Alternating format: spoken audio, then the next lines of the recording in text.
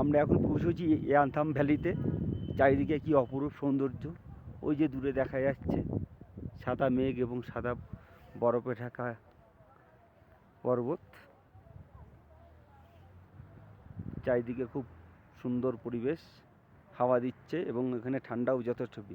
আমরা যেখানে আছি এখানটা হচ্ছে 12,000 ফিট ওপরে আছি, সমতল থেকে 12,000 ফিট ওপরে আছি এবং ঠান্ডাটা প্রচুর রয়েছে। আর এখানে হচ্ছে নদী একটা বয়ে যাচ্ছে, দেখা যাচ্ছে সামনে নদী। এই যে আমরা দেখতে পাচ্ছি যে প্রচণ্ড হাওয়া দিচ্ছে, পতাকাগুলো যে নড়ছে মানে উঠছে তাতেই বোঝা যাচ্ছে। আর এই যে প্রকৃতির অপরূপ সৌন্দর্য, এই যেন আমাদের সবাইকে মুগ্ধ এবং আশ্চর্য করে দিচ্ছে। এখানে না আসলে বিশ্বাস করা যাবে না প্রকৃতি এত সুন্দর হতে পারে। প্রকৃতি এখানে যেন ঢেলে সাজিয়ে দিয়েছে। এত দূরে আমরা যে কষ্ট করে এসেছি তার যেন সার্থক হলো এই সৌন্দর্য দেখে। এখানে মনে হচ্ছে যেন থেকেই যাই, কিন্তু কিছু করার নেই, আমাদের তো আবার বাড়ি ফিরতে হবে। চলো দেখা যাক। আমি জুম করে দেখাচ্ছি, ওই যে জুম করে দেখা যাচ্ছে বরফের চূড়া। জুম করে দেখাচ্ছি এই যে বরফ, আর সামনে একটা বরফ গলা জলের নদী, একটা নাম জানি না নদীটা, বয়ে যাচ্ছে নদীটা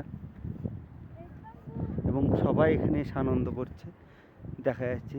আর এই যে দূরে দেখা যাচ্ছে চর্মি গাই, চর্মি গায়ের ওপর বসে আছে, চড়বে।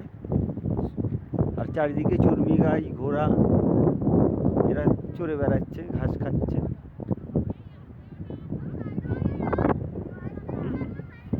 একটু আমরা নদীতে যাই, গিয়ে দেখাই নদীটা কেমন।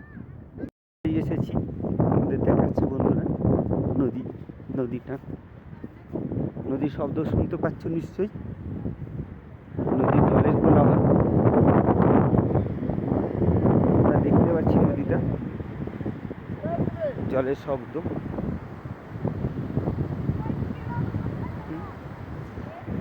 দেখা যাচ্ছে। এই যে এক অপরূপ সৌন্দর্য, এর তুলনা নেই। আর ওই যে দূরে দেখা যাচ্ছে মেঘ যেন চাদরে ঢেকে দিয়েছে, মেঘের চাদর ঢেকে দিয়েছে পাহাড়গুলোকে। চারিদিকে শুধু মেঘ আর মেঘ। হ্যাঁ, খুব সুন্দর। আর আমার স্ত্রী আনন্দ করছে, দারুণ আনন্দ করছে। তোমরা তাহলে দেখতে পাচ্ছ। ঠিক আছে, এরপর আমাদের পরের গন্তব্য হচ্ছে 0 পয়েন্ট, সেখানে চলো দেখা হচ্ছে। আপাতত রাখছি, টাটা, বাই বাই।